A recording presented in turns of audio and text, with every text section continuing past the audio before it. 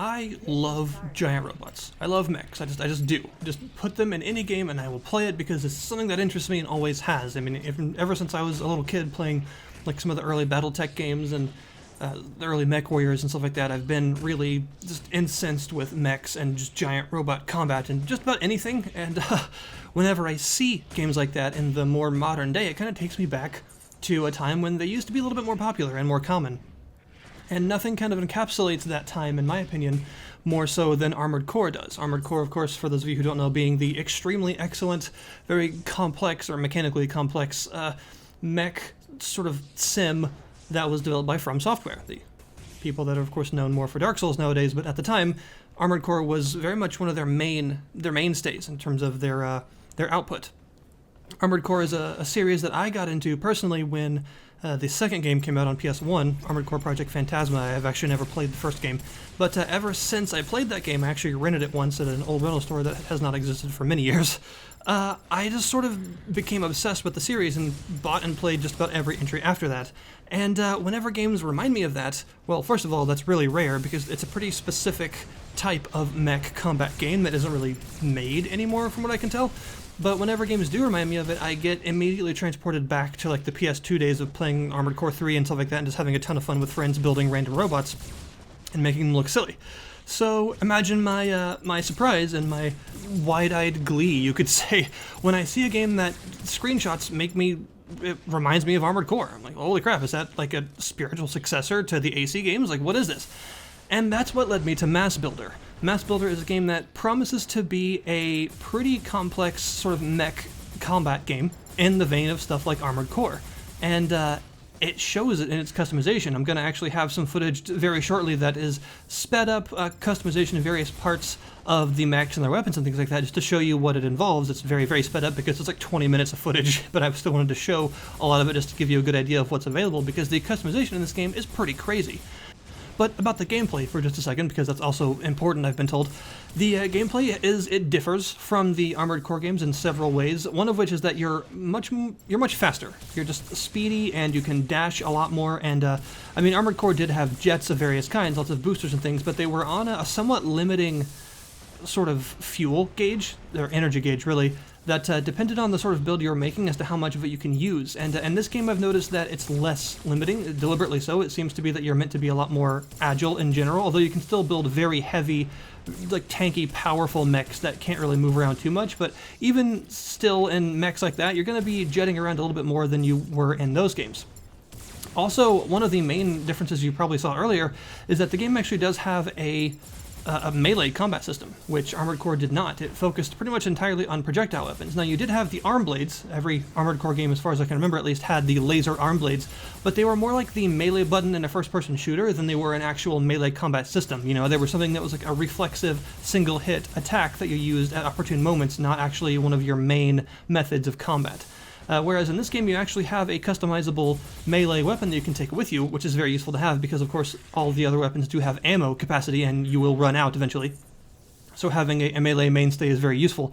And the melee combat in the game definitely needs some work. The game is, of course, in early access, as you can probably tell by the title of this video. But yeah, as far as some of the stuff that is earlier feeling, the melee combat is one of them. It's not a bad melee combat system by any means, but it is not all that impactful. It's not as like heavy and satisfying per hit as you would expect from a giant mech fighting a giant void being. You know, you'd expect to have quite a lot of like screen shake and just very impactful hits, and although some of the hits are pretty impactful, the overall system is just kind of like click to flail until things die, and I feel like it does need some more work to be a little bit more satisfying than it currently is.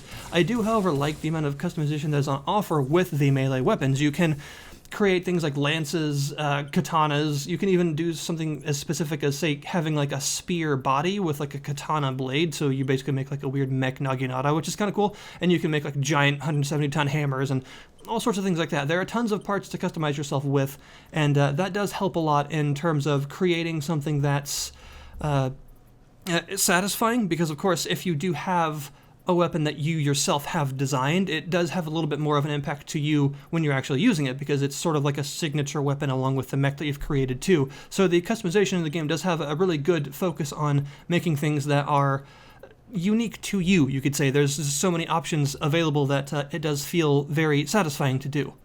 As far as the mech customization itself goes, it is definitely the highlight of the game for me. It is really detailed. You can go into specifics like what each individual piece of every individual part is colored as and what the sort of materials look like. You can customize everything from like the hands to the shoulders to the like just the heel part or like the sort of back wing area. Like every single bit of the mech can be changed in some way, and there are tons and tons of armors to use. This is another place that it differs from Armored Core. And Armored Core, the customization of the mechs was very stats-based. Like, you could have a set of arms that couldn't carry as heavy weapons but didn't drain as much energy and stuff like that. They had a lot of stats on them, that altered what sort of mech you were building. In Mass Builder, they're going for the mostly cosmetic approach, which I personally like a lot because it means you can make your mech look pretty much however you want, and it's not going to negatively affect its stats at all. There are stats in the game, plenty of them, but they're not changed for the most part through your armor customization. The only stat that armor has is weight, and weight does affect your mech, like how fast you burn fuel and things like that during boosting, but it doesn't have a much more large effect like the armors and stuff in the AC games had, where pretty much everything in terms of your health gauge and your energy consumption and what sort of weapons you could use and stuff like that were all determined by the various parts that you chose. In this case, it is like 90% cosmetic, with the other 10% being how much your mech will weigh at the end, which I like. Like I said, I think that's a really good system because it lets you build something that looks pretty much however you want, and you're not going to suffer because you didn't use something that you didn't like the look of but is technically better for your mech or whatever. You can just make it look however. And like I said, there's also tons of color customization. You can put decals pretty much anywhere you want, and I'm always really impressed by the fact that every mech part, every piece of armor has 4 different areas that you can change the color of independently. So you can really make something that looks pretty unique. Right now, they don't have some of the options that Armored Core veterans may enjoy, like reverse jointed legs, hover and tank legs, weapon arms, and some other stuff like that. Although some of that stuff is coming in future updates, I believe, because some of the stuff hello cat, some of the stuff was a stretch goal. So things like reverse jointed legs, I believe, are one of the things that are indeed coming in the future. One of the other things that I really, really like about the system is that the weapons are fully customizable too. You can come up with several different types of weapons. You will be able to take one of each kind for any given mech on a mission. You will have, like I said, your melee weapon. You'll also have a physical weapon, something that actually fires like shells or bullets of some kind. You'll have an energy weapon. You will have shoulder-mounted weapons, usually like missile launchers and the like, and also these drones that hover around you that can do various things. And every single one of these can be customized in many different ways. You can have various different parts that change the function. Maybe you want your physical weapon to be like a big cannon that fires like splash damage shells. Maybe you want it to be effectively a minigun. You can just slap minigun barrels on it and make it like a smaller bullet weapon that fires really, really fast and stuff like that. So you do have a ton of choice in terms of the weapon loadouts that you have, as well as the physical appearance of your mech, which again is very satisfying because it creates something that's just yours, which is awesome. A lot of the parts are locked at first, but by completing missions and destroying enemies and things, you'll pick up blueprints and the like, and once you pick up enough blueprints for any particular part, whether it be a physical piece of armor or just a weapon part or whatever, you will unlock that part, or I suppose you will unlock the ability to unlock that part. You sort of research it, and then you spend some credits to buy it, which then allows you to use it whenever you want on any mech design. And you have multiple hangars worth of mechs that you can have at any given time, so you can have plenty of units to choose from and just whip whichever one out that you want, which is super cool. The missions mostly take place in a somewhat Armored Core-esque sort of large set of arenas that you can go in between. It is not quite as open as the AC games tend to be. They tend to be fairly large areas that you can go back and forth between.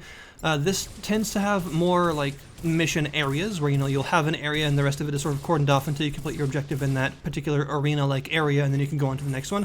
Although there are some missions, especially like the hunt mission you're seeing in the background right now, that take place in much larger open areas that are much more reminiscent of like AC levels and how they looked. So it is definitely, it's not trying to ape Armored Core, I don't think. It's trying to be a game that is for fans of stuff like that, but it is definitely, it has its own identity because it does a lot of things quite differently from AC.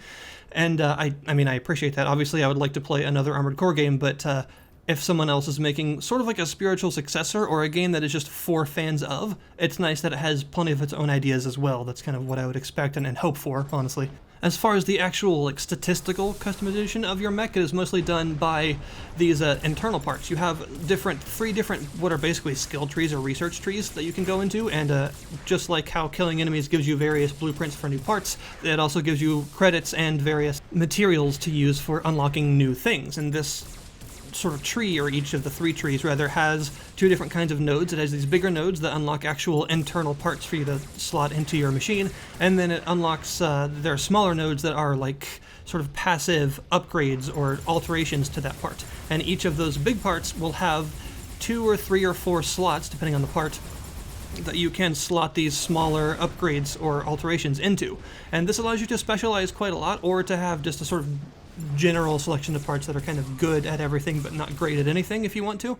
So I do like that because it makes sure that the main sort of meat of the statistic customization, the thing that actually alters how powerful or fast or durable your machine is not doesn't interfere with the cosmetic part. So you can make it look however you want, but these internal parts that you don't actually see are what really alter the stats. So you can equip various different kinds of engines, operating systems, boost vents, and all sorts of other things like that to specialize the machine to be, you know, whatever you want. If you want something that doesn't have a whole lot of armor or health but is super agile and fast, it can boost pretty much through the entire level, then you can do that. Or if you want something that's going to be a lot slower but hits really, really hard and is super tanky, these are the parts that you'll actually go to make those kinds of decisions. If I had some other things to talk about in terms of early access and things that I feel that should be shored up a little bit, I did mention the fact that the melee combat system is okay already. It's functional, you know, it does its job, but it's not super satisfying or anything yet. That could definitely have some impact added to it. I also feel that in some missions, the enemies get way too bullet spongy. That was one thing that Armored Core was actually pretty good at, even though you would be facing some elite units sometimes that were very difficult to kill. Oftentimes they, you know, if you landed a really huge hit on them, you still felt it, and it still took off a very significant chunk of their health, and you would know that you really were doing damage. But in this game, the enemies don't seem to have any sort of health indicators, no gauges or anything, and they can really, in the later missions, take a ton of hits from your weapons. It makes your weapons feel kind of weak when you have to, you know, pump 2 or 3 magazines into like one particular enemy type to even kill it at all, and you don't really even know how much damage you're doing or if you're hurting it much at all because they don't really flinch that much sometimes. Enemies do fall down occasionally and give you some free hits, which is pretty satisfying, especially when it happens with like big explosive weapons and things. But yeah, it does feel that sometimes the enemies get too difficult too quickly. Like your power is not going to scale up that fast, and the enemy's health is going to scale up much faster. So some of them are going to really tank a huge amount of hits to the face before they actually die, and I feel like that's kind of unnecessary. There are boss fights in the game, some very large boss units, and those actually feel fine, in my opinion, because they have a good number of attacks that you have to memorize to avoid and things like that, and they have a health gauge so you know how much damage you're doing to them, and the amount of health they have does seem to fit their overall like size and difficulty. They don't seem to take too long. They have, you know, a good amount of health to make it a boss fight that you actually remember and is actually somewhat difficult, but not so much that it gets boring or anything. However, I feel that that kind of balance needs to be applied to the normal enemies in the game because not all of them are quite so well balanced in that sense. Not all of them are satisfying to fight because sometimes they just feel like they take way too much damage to kill. I would also say that some of the missions are very odd difficulty jumps. You know, some of them are pretty simple and some of them suddenly get really, really hard with like massive waves of enemies that you apparently need some much better gear that you just don't have to fight yet, and you kind of want to go back and play some other missions on the harder difficulties in order to unlock some other gear, and that does kind of screw with the pacing a little bit when things get that difficult all of a sudden out of nowhere. But, you know, these are some early access things that can be changed. Also, one minor complaint, what you're seeing right now, that crosshair, for some weapon combinations and weapon types, it doesn't really line up with where the projectile goes. Sometimes it goes like way off center and actually hits things in front of you, like the ground, even though that's not where you're pointing. That can also be changed, I hope. But anyway, that has been M.A.S.S Builder. It's a really, honestly, it's a fantastic base for a really good game, and hopefully as they continue to develop it, to give you more mission variety, give you more different kinds of parts, and maybe change the balance a little bit in terms of how the enemies scale up, I think it'll develop into something really, really worth looking at. I'll of course link you in the description below this video to the Steam page so you can take a look at it yourself. I would recommend it, but I'm a little bit biased because I really love mech games, and this is a genuinely really good one because the building and customization is just so much fun to do. I could spend hours just building various mechs and their weapon sets and things and making them specialized for different purposes, and in fact, I probably will because that's what I did in Armored Core as well. Thank you guys very much for watching, and I'll see you next time.